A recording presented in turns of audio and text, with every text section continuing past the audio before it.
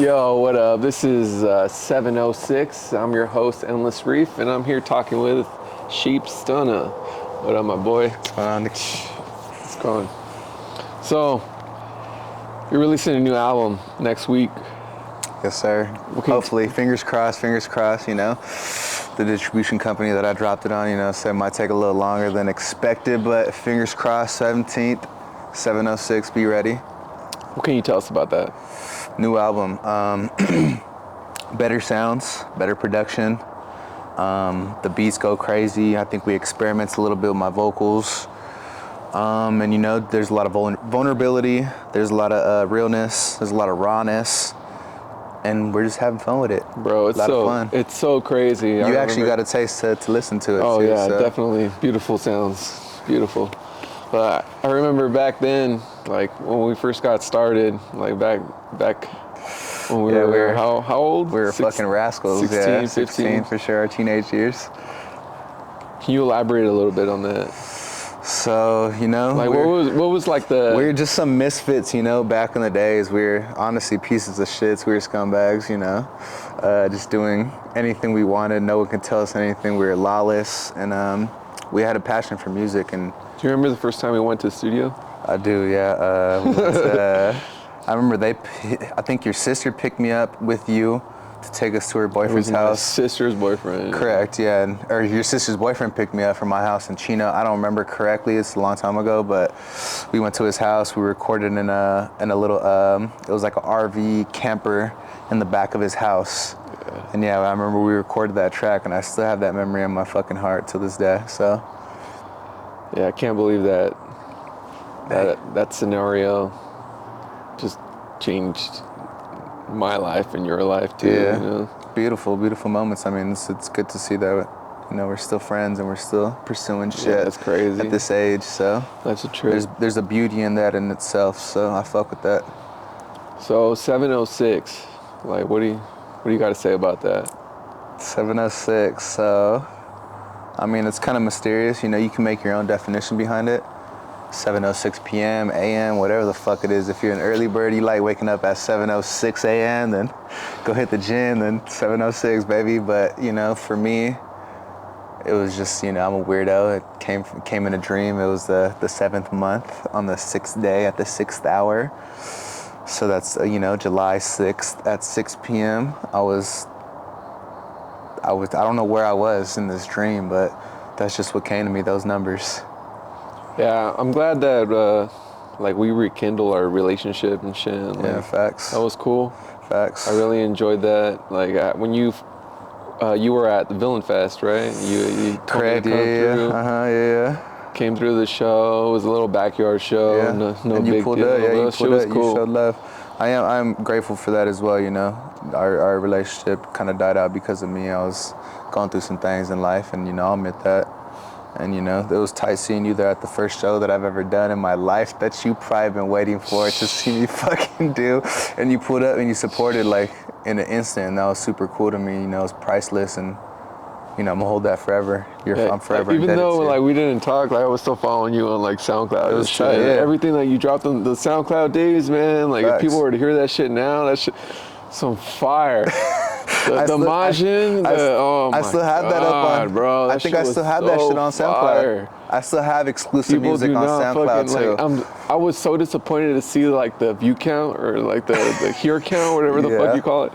Shit was low. I'm like, what the fuck? Like, what do people listen to? Like, I don't. Yeah, nowadays it's just. Yeah, let's not get into that, right? Yeah, no, I feel you. I mean, there's a lot of garbage out there these days, but to each his own. You know, it's all preference picked. Whatever, you know, vibrates in your energy. Then, if you like it, then it's all good. You know. Yeah. What I'm here to shake shit up. In like this a new album, snow globe. What inspired you the most? I think I was going through some hard times. I mean, obviously my family, my brother-in-law, my sister, my nephew, my mom's, you know, my stepdad, friends like yourself, rekindling relationships like that. All those things kind of incorporated into this new tape to keep me going and believing in myself. And You know, just the tape's cool. Just touch base on that passion that I have, and just not to give up. And I think that's what it was for sure. Yeah, that's what's all on this new tape. What's different about this new tape compared to all the other stuff that you have put out? I think I'm wiser now. The stuff that I'm speaking about is more, I think it's more cautiously, it's more premeditated. I want to have, the things that I say, I wanted to represent me. I used to be, carefree Eminem kind of artist, talk shit, say the nastiest things, but now I just want to show people who I really am, and I think that's what I really show in this. And I think the difference is working with my cousin as well. I used to work by myself for a long, long time in my music career. Yeah. So working with him has been challenging, but at the same time, You've always been hard-headed, bro. I have, yeah. I've always been stubborn.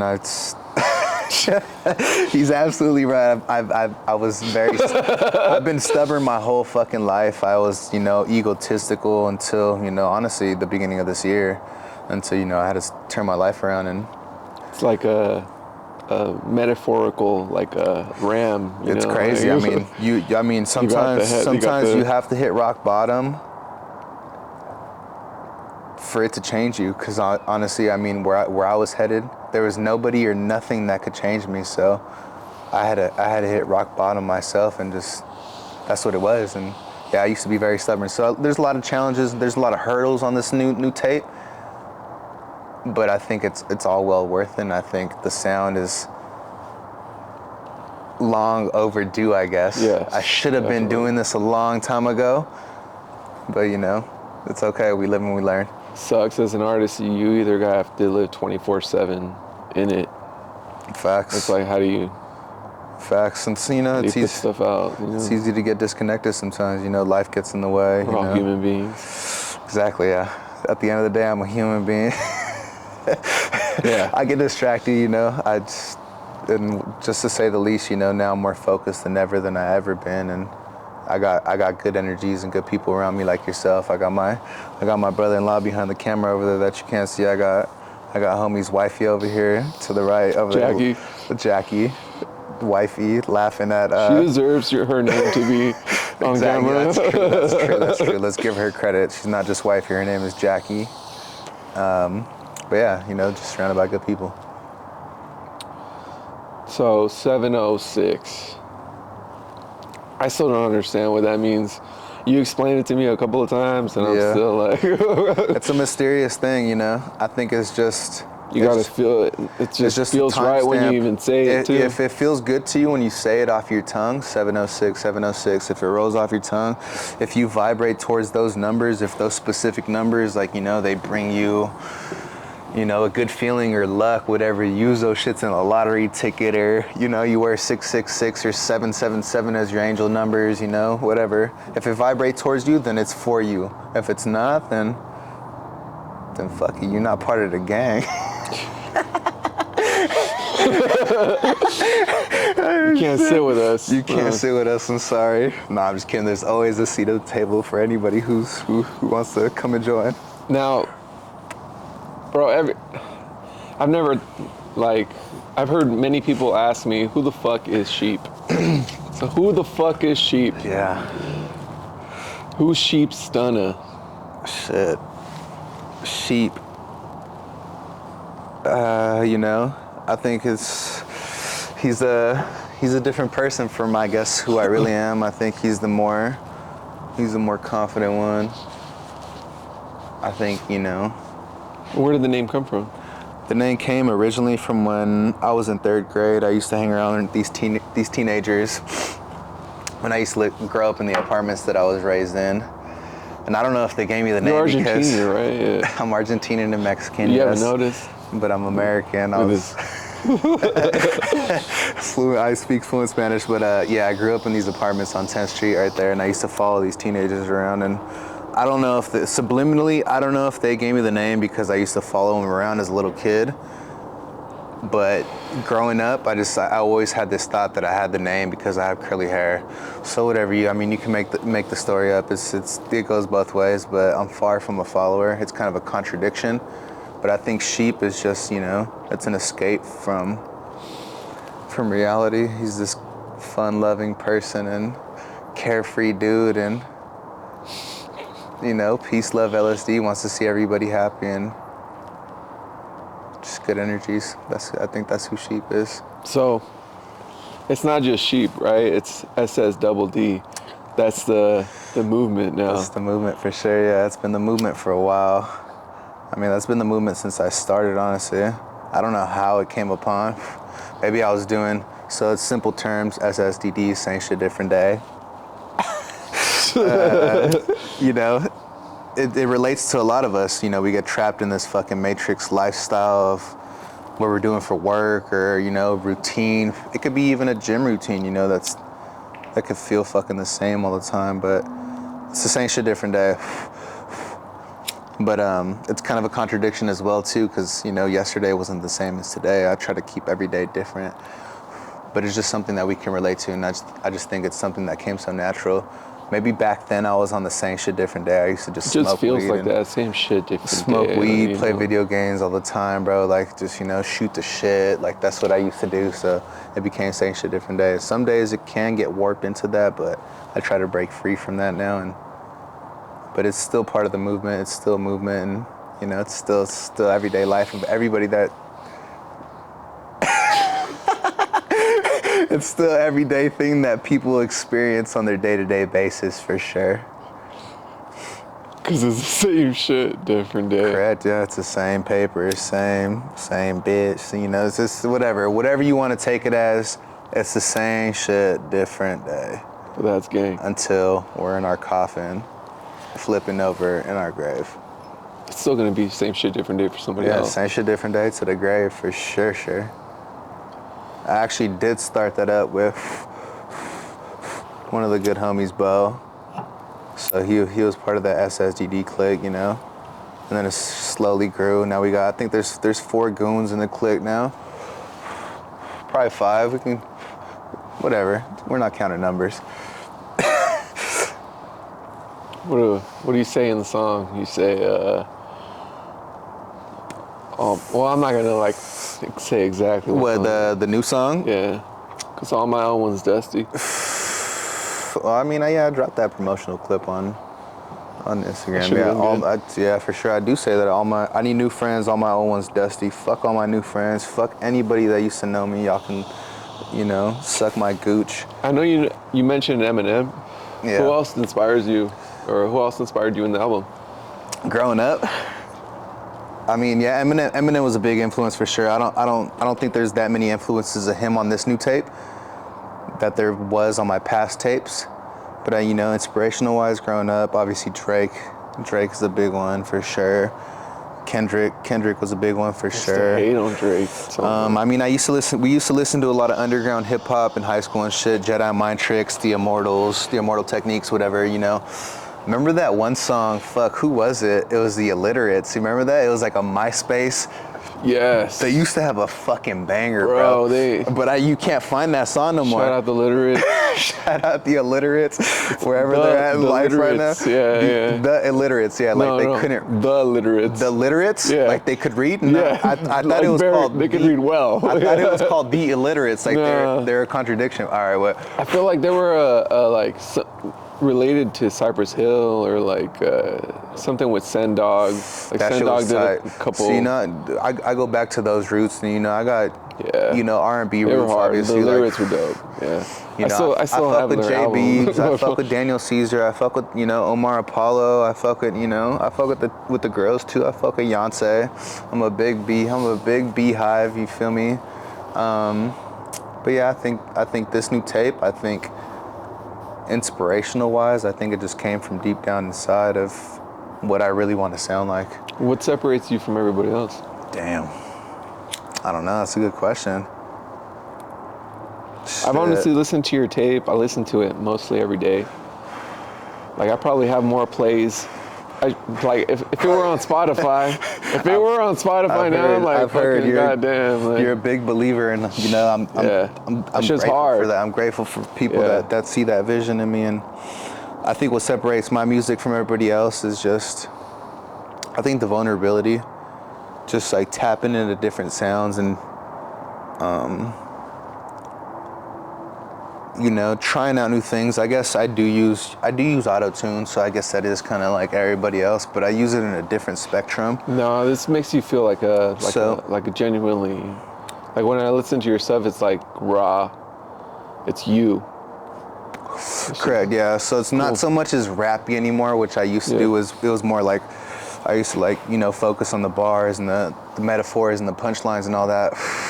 Now it's all more about like exactly what he said. It's more about like me, who I am, just like a vibe, and exactly what I feel when I fucking hear that beat play for the first time. That's what I lay out on the track, and you know, the words come behind it, and it can mean something that, you know, isn't so pretty sometimes, or is pretty sometimes. So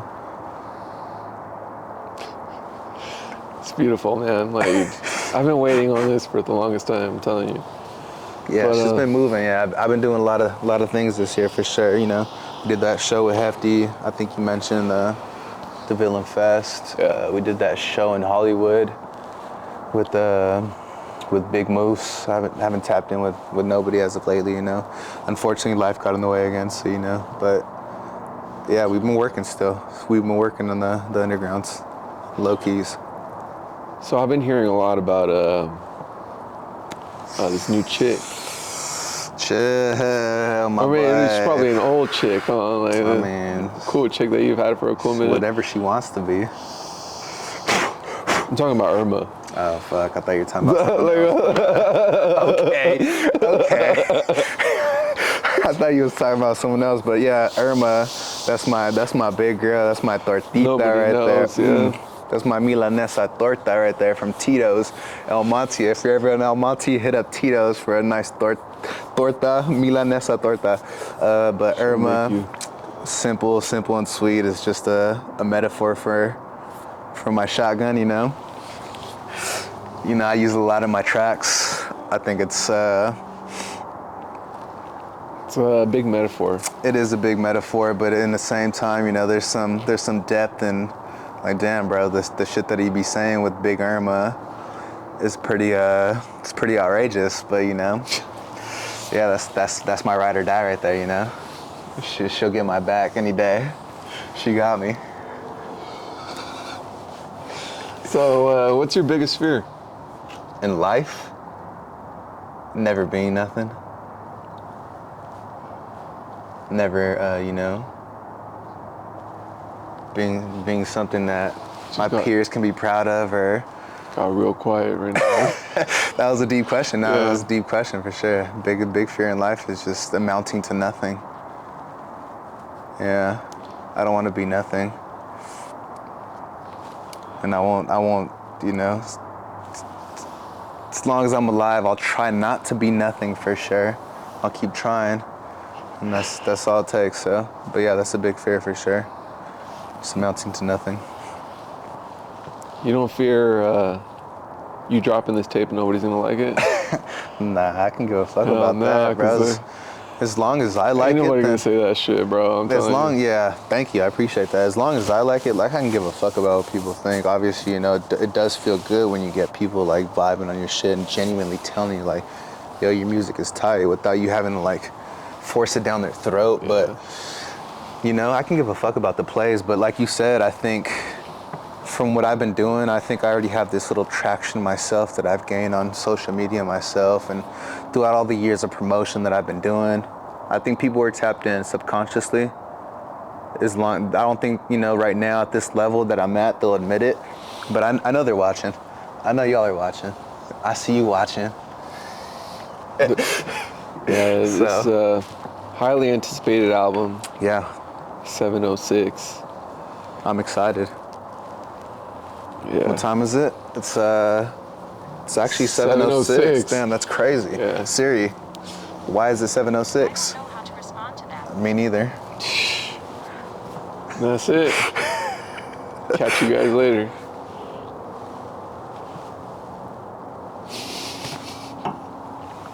Yeah.